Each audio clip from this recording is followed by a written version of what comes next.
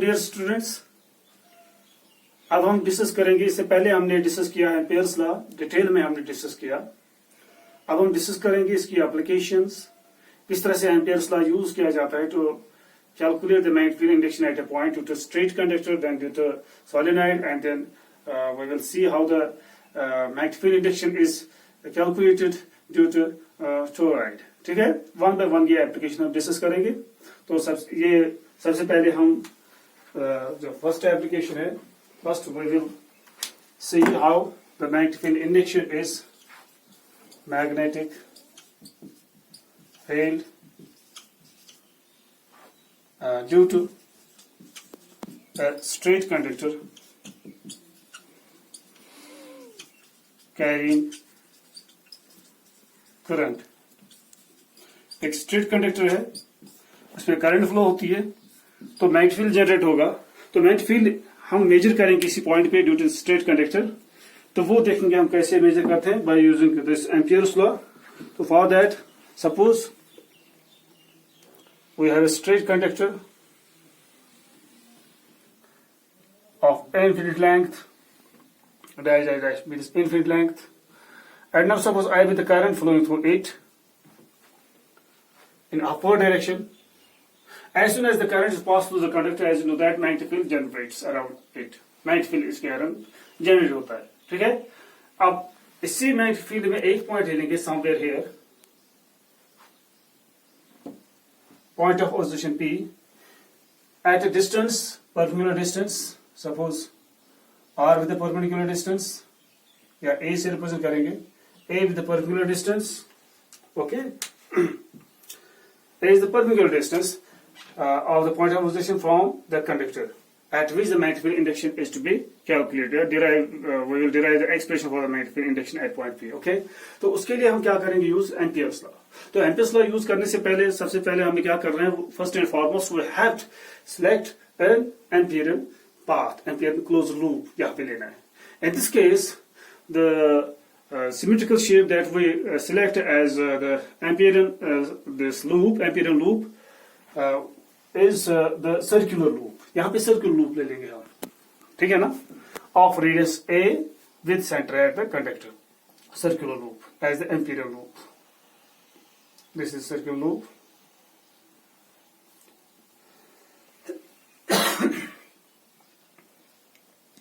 ये circular loop है, इसकी रेडियस है। एक सर्कुलर लूप ले लिया हमने, the circular loop as an Amperian loop which pass through the point of position P of radius A and with centre at the conductor. Is this clear? यहाँ पे O पे ले लेंगे, O is the centre and O lies where on the conductor. Is this clear? And the plane of the circle जो है it is perpendicular the conductor, ये याद रखना, it is perpendicular the conductor. If the conductor is parallel to the wide board, then the loop is perpendicular. The plane of the loop is perpendicular to what? Perpendicular to the wide board like this. ये loop है, बीच में conductor जा रही है ऐसे, current upwards. Is this clear? ये मैं इस तरह से दिखा रहा हूं। ओके, अभी जो यहाँ पे आप एम्पियर्स लॉ यूज करेंगे। अब यहाँ पे सर्कुलर लूप हमने क्यों कंसिडर किया है, of radius A with center at O pass through the point of oscillation P, circular loop हमने क्यों ले लिया? It is because of the fact that जो magnetic field line होगी around this conductor carrying current, it is जो magnetic field वो circular magnetic field line होती है।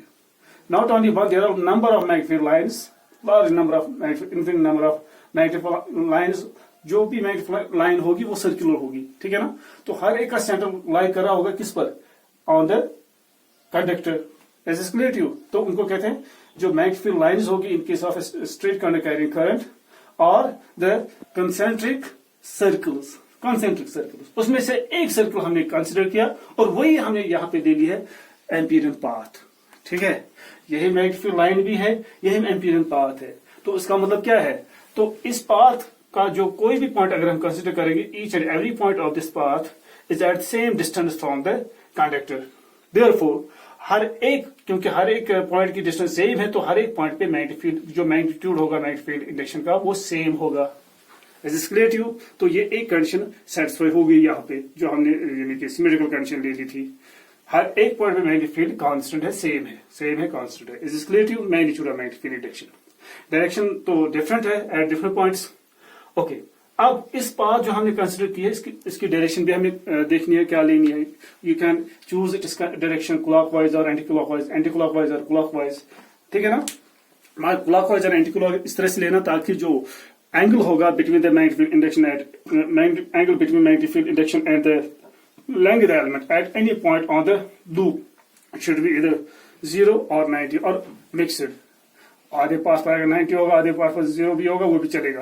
बट इन दिस केस अब यहाँ पे देखिए, जो मैग्नेटिक फील्ड लाइन है ऑफ रेडियस आर, वही हमने पाथ भी कंसिडर की है। तो इसका मतलब क्या हुआ, हर एक पॉइंट पे जो एंगल होगा, जो डायरेक्शन होगी मैग्नेटिक फील्ड इंडक्शन की, वही डायरेक्शन होगी किसकी, लेंथ एलिमेंट की। Is this clear? तो एंगल 0 होगा हर एक पॉइंट पे। तो यहाँ पे जो डायरेक्शन हम चूज करेंगे ऑफ दिस एम्पीरियन पाथ, वो हम डायरेक्शन वही देंगे इसकी जो मैग्नेटिक फील्ड लाइन की डायरेक्शन होगी। What is direction magnetic field line? It is given by the right hand thumb rule और right hand grip rule. Right hand grip rule क्या कहता है? Hold the conductor, suppose this is conductor, ठीक है ना, hold it, इसमें current जा रही है ऊपर की तरफ अपवर्ड्स, देन होल्ड इट, ठीक है ना, इसको अपने हाथ से पकड़िए, अपने हाथ से hold it with your right hand, ठीक है ना, so that if the stretcher thumb gives the direction of the current in the conductor, then the curvature of the fingers, ठीक है ना, of the finger, curvature of the fingers gives the direction of the magnetic field lines around the conductor. Is this clear? तो अगर current ऊपर जा रही है तो इस तरह से एंटी क्लॉकवाइज सेंस में मैग्नेटिक फील्ड लाइंस की डायरेक्शन होगी। तो वही डायरेक्शन हम ले लेंगे पाथ की भी, एंटी क्लॉकवाइज, इस तरह से। Is this clear? ओके, यहां पे मैं दिखा दूंगा। मान लीजिए conductor is perpendicular to what this whiteboard, ठीक है, conductor is perpendicular to whiteboard, इस तरह से मैं दिखा दूंगा। मान लीजिए कंडक्टर है परपेंडिकुलर टू वाइड बोर्ड, ठीक है, या करंट बाहर आ रही है, मान लीजिए if the current is coming out from the whiteboard through a conductor which perpendicular to whiteboard, तो यहाँ पे सर्कल से दिखाएंगे dot. Dot means current is coming out perpendicularly to the whiteboard. Is this clear? And ये conductor इस तरह से है।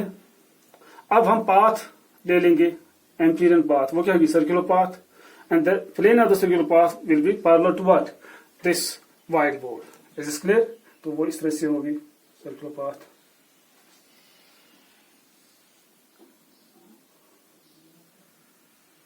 This is circular path. Is it clear? तो ये कंडक्टर यहाँ पे एक कंडक्टर है, ठीक है, तो ये करंट दिखा रहा हूं मैं यहां से, तो यहां से यहां तक जो डिस्टेंस होगी वो ए से हम रिप्रेजेंट कर रहे हैं। A is the radius of the circular this Amperian path, this Amperian path, Amperian closed path और लूप।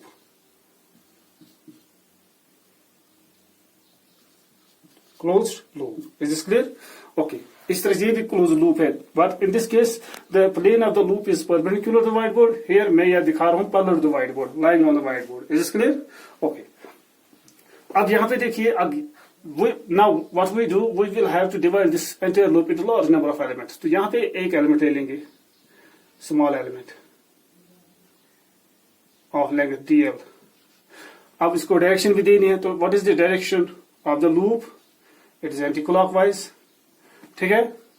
अब इसको डायरेक्शन भी देनी है डीएल को in the direction of, so the direction of dl जो है it is tangent to the what, the circular loop in the direction of the loop, यहां से टेंजेंट ड्रा करना है।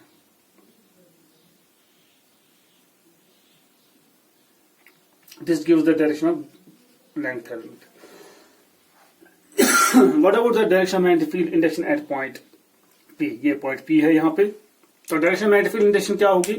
It is given by the right hand thumb rule, इस तरह से current is coming out perpendicularly, ठीक है ना, then the curvature of the right hand finger, जो right hand है, the curvature of right hand fingers, ठीक है, curvature gives the direction of magnetic field line.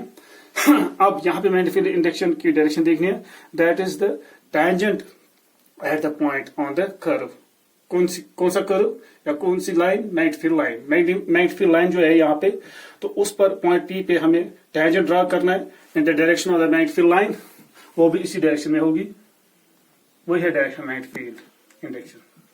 This is clear. So same is the case at each and every point. जिस direction में magnetic field induction होगी उसी direction में length element भी होगी, उसी डायरेक्शन में लेंथ एलिमेंट भी होगी जिस डायरेक्शन में मैग्नेटिक फील्ड इंडक्शन होगी। Is this clear. तो यहाँ पे व्हाट इज एंगल, जीरो, हर एक जगह पे जीरो होगा, ये मैंने समझा दिया। अब यहाँ पे हम यूज करेंगे Ampere's law. Now according to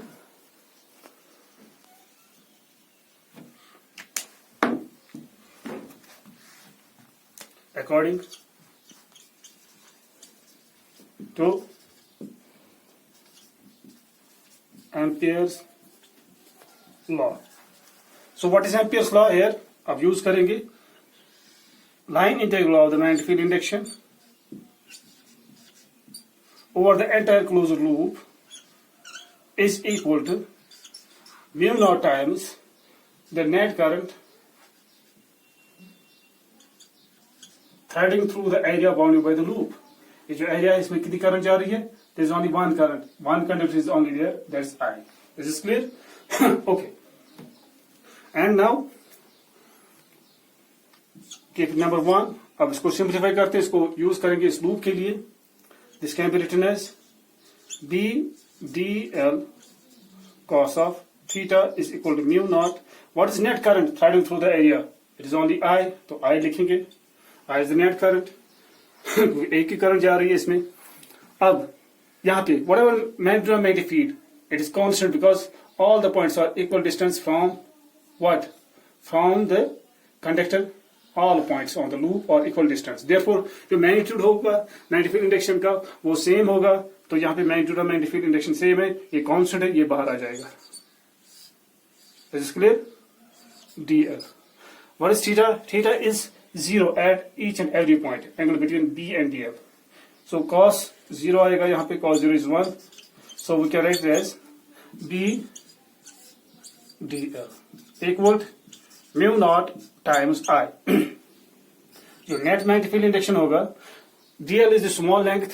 अब इंटीग्रल का मतलब क्या है? There are infinite number of dl length elements, उनको सम अप करना है। This is the means of integration. उसकी टोटल लेंथ देखनी है। So this means total length of the circular path. What is total length of the circular path? That is equal to the circumference of the circle. So it will be equal to 2 pi.